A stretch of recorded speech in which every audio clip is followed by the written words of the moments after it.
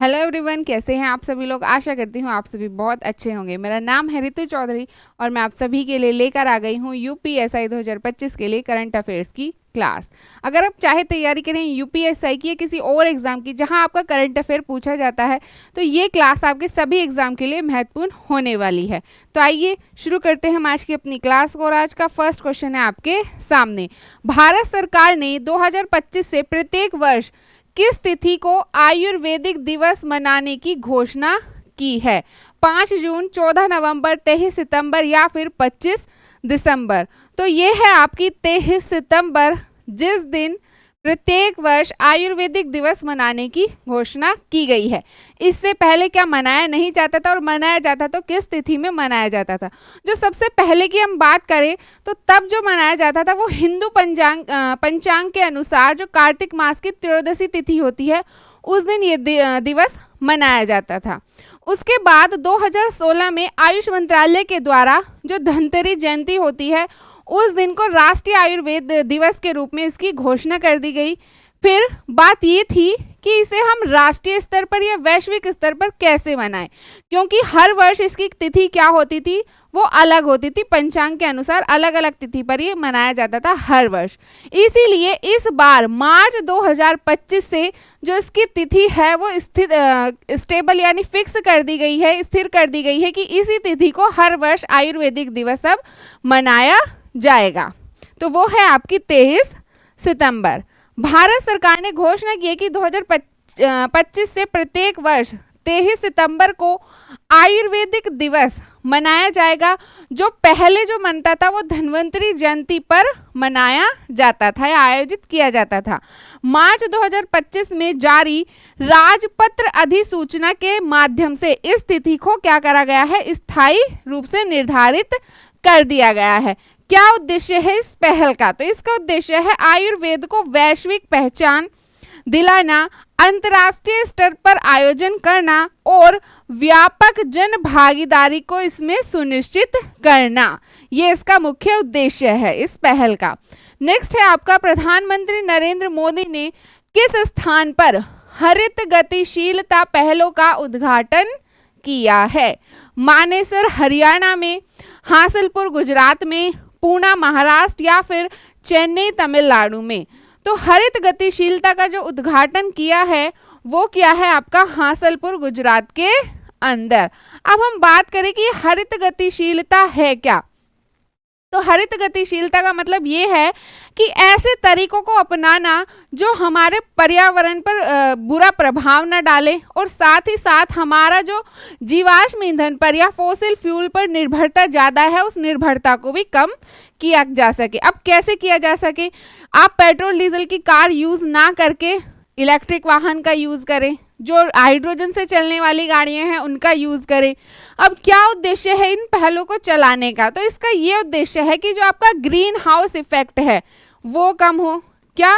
Green house gas effect को कम करना, और साथ ही साथ जो आपका ध्वनि प्रदूषण है और वायु प्रदूषण है इसको भी कम करना। ध्वनि और वायु प्रदूषण को कम करना और साथ ही साथ जो ग्रीन हाउस गैस इफेक्ट है उसको भी कम करना, ये मुख्य उद्देश्य है इन पहल का।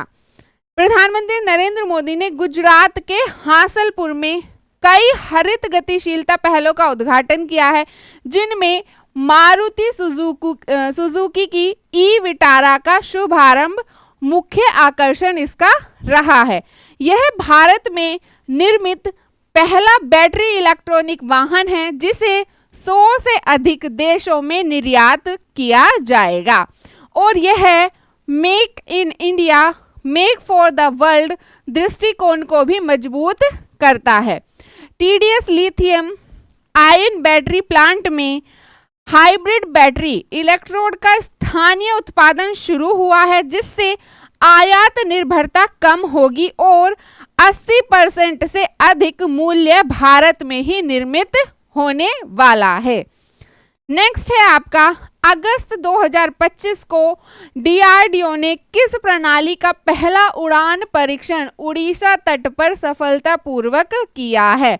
आकाश मिसाइल प्रणाली, integrated air defence weapon system या पृथ्वी डिफेंस सिस्टम या फिर ब्रह्मास मिसाइल प्रणाली। तो किसका किया है? तो ये किया है आपका integrated air defence weapon system का जो परीक्षण है वो किया गया है। 23 अगस्त 2025 को डीआरडीओ ने उड़ीसा के तट पर integrated air defence weapon system का पहला सफल उड़ान परीक्षण किया है जो बहुस्तरीय हवाई रक्षा क्षमता प्रदान करता है। यह प्रणाली हथियारों, रडार और केंद्रीकृत कमांड सेंटरों को जोड़कर वास्तविक समय में हवाई खतरों को रोकने में सक्षम है। जो इसके मुख्य घटक हैं उसमें है QRSAM जो 30 किलोमीटर तक ड्रोन और क्रूज मिसाइलों को नष्ट करने की क्षमता ये रखता है। नेक्स्ट है आपका प्रोजेक्ट आरोहण किस संस्था के द्वारा शुरू किया गया है? भारतीय रेलवे, भारतीय राष्ट्रीय राजमार्ग प्राधिकरण या NHAI जिसे कहते हैं, भारतीय बंदरगाह प्राधिकरण या फिर भारतीय विमानपत्तन प्राधिकरण। तो ये शुरू किया गया है NHAI के द्वारा। क्यों शुरू किया, किसके लिए शुरू किया गया है? तो ये जो आपके टोल बूथ पर या टोल प्लाजा पर जो कर्मचारी होते हैं उनकी बच्चों की शिक्षा के लिए इस पहल को या इस प्रोजेक्ट को शुरू किया गया है जो है आपका प्रोजेक्ट आरोहण। भारतीय राष्ट्रीय राजमार्ग प्राधिकरण NHAI ने टोल प्लाजा के कर्मचारियों के बच्चों के लिए प्रोजेक्ट आरोहण की शुरुआत की है। क्यों की है? तो निम्न आय वर्ग, हाशिए पर पड़े समुदायों और प्रथम पीढ़ी के शिक्षार्थियों को गुणवत्तापूर्ण शिक्षा उपलब्ध कराना ये इस पहल का मुख्य उद्देश्य है। यह पहल वर्टिस इंफ्रास्ट्रक्चर ट्रस्ट और SMEC ट्रस्ट के भारत केयर्स के सहयोग से संचालित की जाएगी। जुलाई 2025 से मार्च 2026 तक इसका जो प्रथम चरण के लिए है वो 1 करोड़ रुपए का आवंटन किया गया है। अब हम यहाँ बात करें NHAI की, तो इसके बारे में मैंने आपको पहले भी बताया था। NHAI की शुरुआत कब हुई थी? तो NHAI का जो गठन हुआ था वो 1988 में हुआ था। कब हुआ था इसका गठन हुआ था 1988 में। 1988 में इसका गठन हुआ और ये जो लागू हुआ था वो हुआ था आपका 1995 से। लागू हुआ था 1995 से, 1995 में ये लागू हुआ था। काम क्या है इसका? तो जो आपके नेशनल हाईवे हैं या एक्सप्रेसवे हैं उनके विकास और रखरखाव का काम NHAI करता है।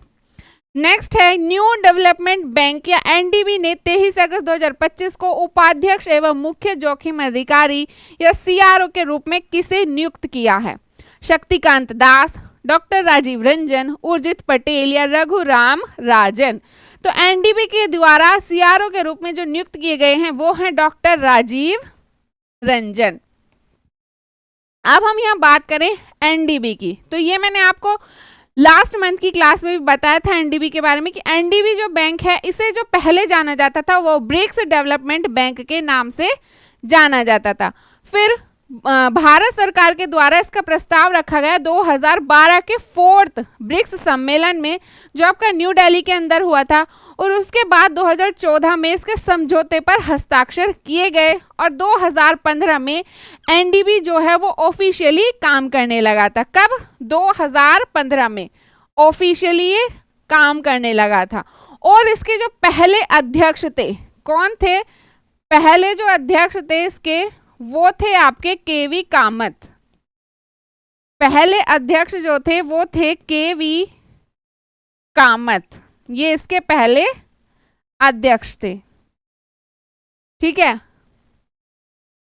न्यू डेवलपमेंट बैंक NDB ने 23 अगस्त 2025 को डॉक्टर राजीव रंजन को उपाध्यक्ष एवं मुख्य जोखिम अधिकारी या CRO के रूप में नियुक्त किया है। इनका जो कार्यकाल होने वाला है वो 5 वर्ष का होने वाला है। डॉक्टर रंजन के पास केंद्रीय बैंकिंग में 35 से अधिक वर्षों का अनुभव है और उन्होंने RBI में कार्यकारी निर्देशक एवं मौद्रिक नीति समिति के सदस्य के रूप में महत्वपूर्ण भूमिकाएं भी निभाई हैं। और 2022 से वे MPC के सदस्य रहे हैं। MPC मतलब है आपका मौद्रिक नीति समिति के सदस्य, वो 2022 से रहे हैं। नेक्स्ट है भारत राष्ट्रीय खेल दिवस 2025 कब मनाया जाएगा? 29 से 31 अगस्त, 29 से 31 जुलाई, 1 से 3 सितंबर और 15 से 17 अगस्त। तो ये आपका मनाया जाएगा 29 से 31 अगस्त तक। 29 से 31 अगस्त तक ये आपका मनाया जाएगा।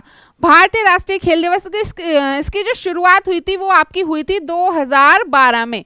कब हुई थी? 2012 में हुई थी इसकी शुरुआत। जो आपके मेजर ध्यानचंद हैं उनकी जयंती के उपलक्ष्य में इसे शुरू किया गया था या इसे मनाया जाता है।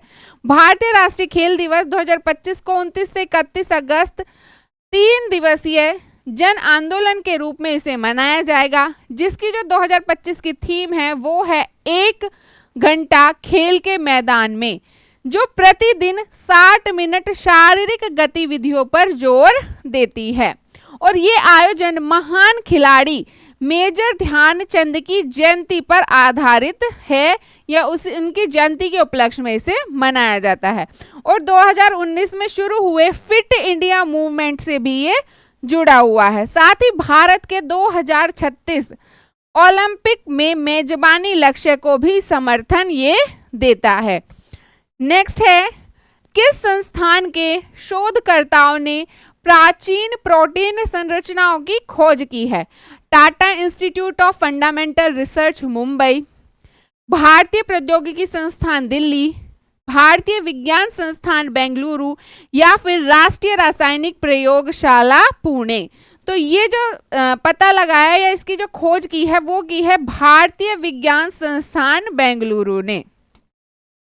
भारतीय विज्ञान संस्थान बेंगलुरु के शोधकर्ताओं ने प्राचीन प्रोटीन संरचनाओं की खोज की है, जो जीवन के सरल एक कोशिकीय से जटिल बहुकोशिकीय रूपों में परिवर्तन को समझने में मदद करता है।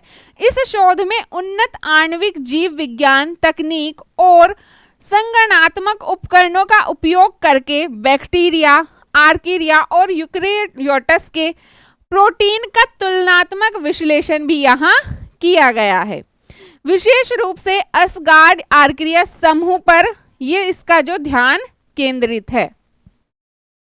नेक्स्ट है आपका, नेपाल का पहला कला एवं संस्कृति महोत्सव कब आयोजित किया जाएगा?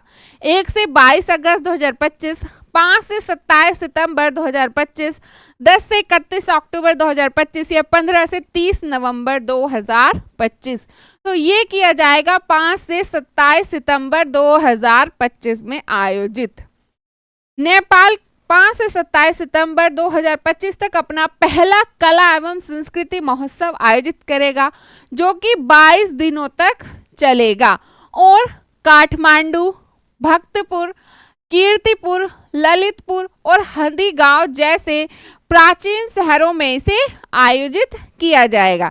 इस महोत्सव का मुख्य स्थल जो है वो बसंतपुर दरबार स्क्वायर है और यह इंद्र यात्रा उत्सव के साथ मेल खाता है। महोत्सव में लकड़ी के रथों पर जीवित देवी कुमारी, गणेश और भैरव की मूर्तियों का प्रदर्शन किया जाएगा और नृत्य, संगीत तथा लोक कला के सांस्कृतिक कार्यक्रम भी इसमें आयोजित आपके किए जाएंगे। तो ये थे हमारी क्लास के क्वेश्चंस। आपको क्लास कैसी लगी आप जरूर बताएं, साथ ही अपने दोस्तों के साथ इस क्लास को जरूर शेयर करें। अब आपसे मुलाकात होगी नेक्स्ट क्लास में। आज के लिए इतना ही, धन्यवाद।